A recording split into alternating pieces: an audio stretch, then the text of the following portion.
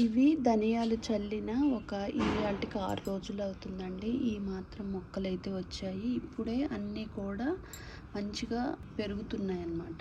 ఇప్పుడే మొలకలనేవి మంచిగా వస్తున్నాయండి. అక్కడక్కడ వచ్చాయన్నమాట. బాగా మంచిగా సీడ్ అయినది తొందరగా వచ్చింది. ఇంకా అవుతాయి కాబట్టి నేను రోజుకి పొద్దున కానీ సాయంత్రం కానీ ఒకసారి నీళ్ళు అనేవి ఇలా స్ప్రింకిల్గా కలాప్ చల్లినట్లు చేస్తున్నాను.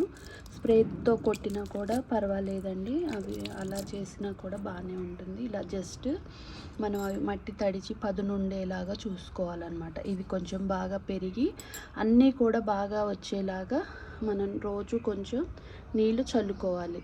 ఇంకా బాగా పెరిగాక చూపిస్తాను. ధనియాలు అనేవి మనకి నాటువి హైబ్రిడ్వి అని తెలియదండి. అందులో పప్పు గట్టిగా ఉంటే ఇంకా మనం అవి చల్లేసుకోవడమే అన్నమాట. మనం చల్లిన తర్వాత 6 రోజులకి ఈ మాత్రం మొలకలు ఎత్తాయి అన్నమాట. మా పొలంలో మొలకలు వచ్చాయి అన్నట్లు మా గ్రో బ్యాగ్లో కూడా ధనియాలు మొలకెత్తాయి అన్నమాట.